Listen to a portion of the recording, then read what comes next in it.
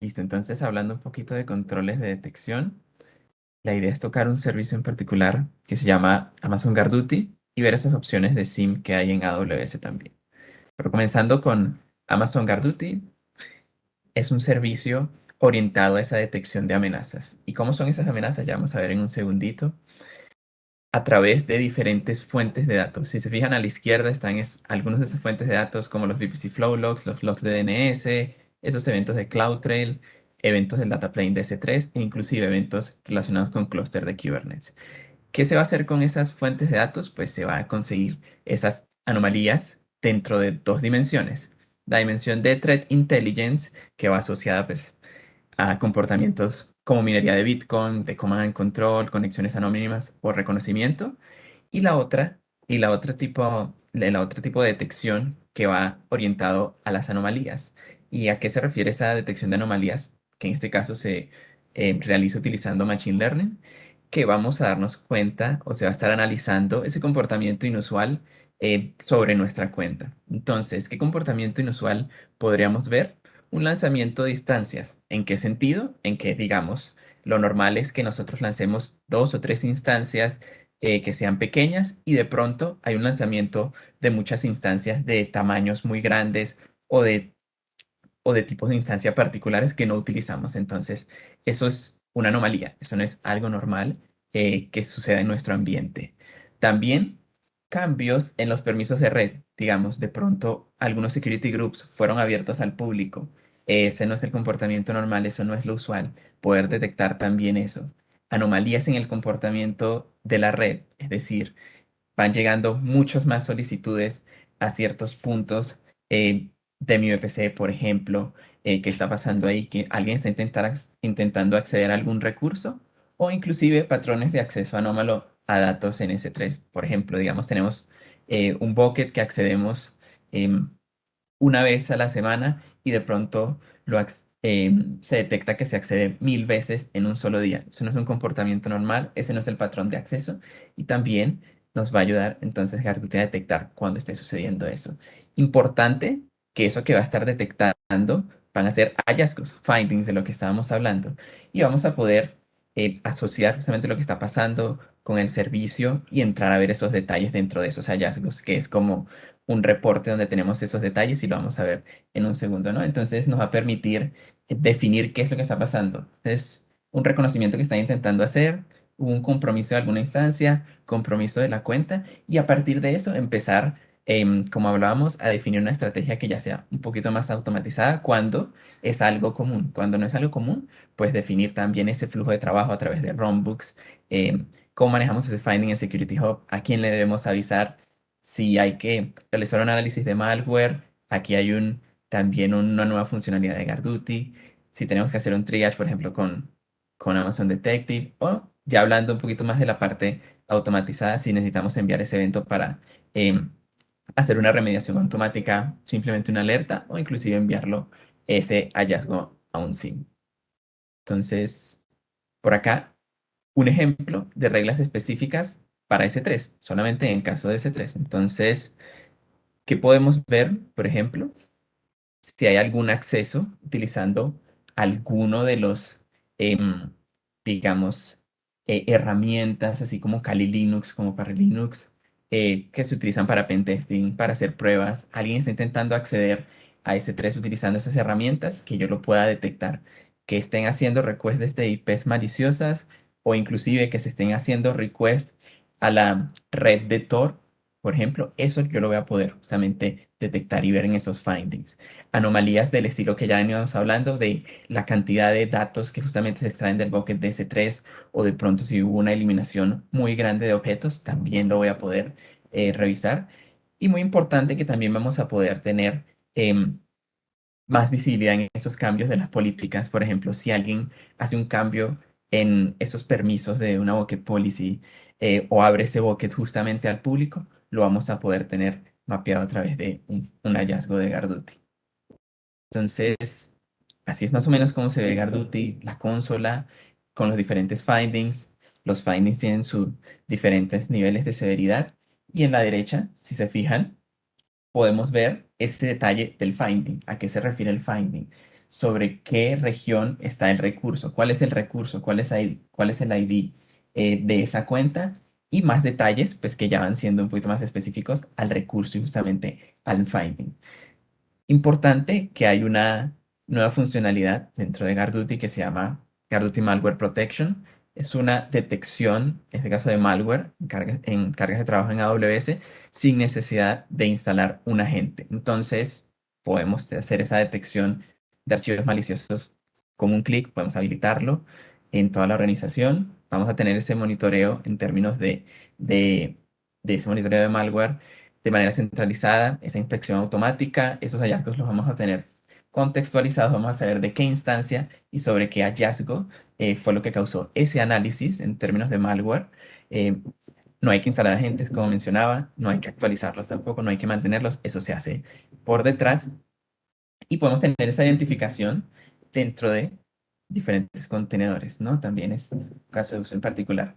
Súper importante que no vamos a tener ese impacto en el rendimiento ni costos sobre C2 para ese escaneo, ¿no? Entonces, ¿cómo funciona? Tenemos nuestra cuenta en la primera región y hay una cuenta de GuardDuty para ese servicio en la... Entonces, ¿qué es lo que va a suceder cuando tenemos cifrado un volumen de EBS asociado a una instancia de S2? Para que Garduty pueda tener el acceso, pues se va a compartir justamente esa llave de KMS para que justamente pueda trabajar con un snapshot. Entonces, tenemos nuestras S2 con esos volúmenes de EBS que están cifrados con esa llave y al momento en que Garduty encuentre ese hallazgo, nuestro reporte, se va a crear y se va a compartir un snapshot entonces particular de esa S2 que va asociada a ese hallazgo hacia la otra cuenta. Entonces, ese análisis se va a realizar sobre la otra cuenta y no sobre nuestra cuenta en particular. ¿Qué es lo que ganamos aquí? Entonces, otra vez, esa facilidad de no tener que instalar un agente, podemos entonces em, tener ese trabajo administrativo ya realizado por Garduty y a partir de ese scan, entonces detectar si efectivamente existe malware o no. Importante también que si conseguimos efectivamente malware, lo vamos a poder tener en los findings de Garduty y además podemos decidir cómo queremos manejar ese snapshot. Es decir, si conseguimos un snapshot al que le realizan ese análisis Carduti automáticamente, yo puedo decidir si efectivamente lo quiero conservar o puedo eliminarlo después de que se haga ese análisis. Entonces, es importante que ahí podemos tener la elección en caso de querer realizar pues tareas forenses y ya entrar más a detalle en en esa detección de malware. Entonces, ¿cómo se ve cuando tenemos ese análisis y cuando se encuentran algunas amenazas en torno a ese malware? Aquí hay un finding, específicamente S2, que consiguió un archivo malicioso, ¿no? Entonces, igual es el finding, igual nos explica cómo estaba hablando, qué es lo que es. em, sobre qué recurso es asociado entonces a qué scan realizó y esas detecciones en términos de amenazas que consiguió, qué fue lo que consiguió, dónde lo consiguió. Entonces, muy importante para poder seguir realizando ese análisis y detectar si efectivamente fue un falso positivo, realmente es lo que yo estoy trabajando y si es relevante en mi caso, ¿no? Entonces, dentro de Garduty por acá, eh, mostrándoles un demo. Em, Esta es la consola cuando entramos. Realmente habilitar GuardDuty es sencillo, así como Security Hub. Si se fijan, una vez que le damos Get Started, nos da un detalle de los permisos que necesita y dando ya clic en Enable GuardDuty, vamos a poder tenerlo habilitado.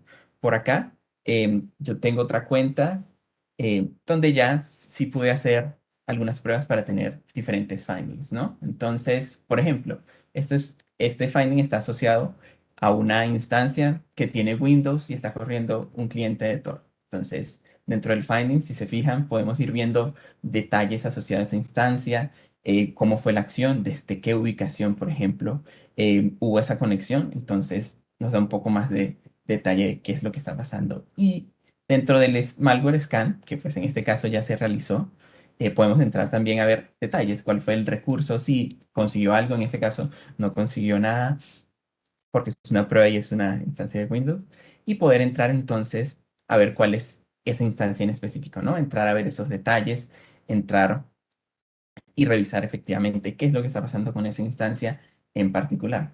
En este caso, a través de System Manager, esa funcionalidad de Fleet Manager, puede conectarme y es simplemente la instancia que tiene, en este caso, un Tor browser ejecutándose. Entonces, ahí ya puedo hacer, entonces, un poquito más la investigación de qué es lo que está pasando, ¿no? Aquí voy a adelantar un poco el video. Hay diferentes, hay otros findings que están asociados también a una instancia de Kali Linux, donde ya les voy a mostrar em, un ejemplo de cómo se generaron y van asociados, por ejemplo, a actividad a dominios que tienen que ver con Bitcoin, a que efectivamente accedí a través de esa instancia a S3. Entonces, em, así fue como se generaron esos findings. Ya un poquito más adelante, podemos revisar efectivamente esos comandos que se ejecutaron en esa instancia y que ocasionaron esos findings, ¿no? Ese acceso a S3 desde una instancia corriendo, ese sistema operativo. em, de cómo se accedieron a través de un curl diferentes dominios que están relacionados con Bitcoin. Entonces, a través de justamente esas pruebas podemos ver esos findings en la consola de Gardut.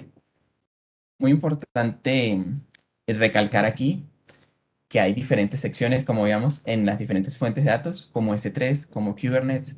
eh, que podemos habilitar o deshabilitar de acuerdo pues, al caso de uso, ¿no? Importante también en la parte de esa protección de malware, lo que les hablaba, que podemos definir si queremos, si queremos hacer esa, si queremos conservar esos snapshots que se realizaron para el análisis de malware, para otra investigación forense, pues sí, puedo incluirlos o puedo excluir instancias en particular a través del uso de etiquetas. Entonces, ahí puedo tener más flexibilidad en qué es lo que quiero que se conserve y qué es lo que quiero o no escanear. Entonces, así similar a como se veía en Security Hub, tenemos una sección de uso bastante relevante para saber en torno a esas diferentes fuentes de datos cuánto es lo que se está consumiendo y pues poder tener mapeado entonces ese consumo de cada una de las fuentes de datos en torno a Garduti. Y pasando un poquito a la parte de SIEM, una pregunta frecuente es, ¿Security Hub es un SIEM? No. Y si se fijan, las soluciones SIEM agregan eventos como un login success y luego los pueden correlacionar para generar hallazgos, ¿no? Como vimos, Security Hub puede agregar diferentes hallazgos, ¿no? Es información relevante para que se pueda tomar entonces una acción sobre esos hallazgos. Y un caso de uso frecuente es tener a Security Hub para centralizar esos hallazgos de manera nativa y poder enviarlos entonces a un SIEM. Entonces, ¿qué alternativas tenemos en torno a SIEM? No sé, Darío, ¿quieres agregar Sí, algo por ahí? quería agregar algo ahí, por Dale. favor. El punto clave aquí es lo siguiente. Cuando hablamos de una solución de tipo SIM, lo que hace una solución de tipo SIM es centralizar eventos que no necesariamente son cosas graves o algo que alguna persona de seguridad tenga que tomar una acción.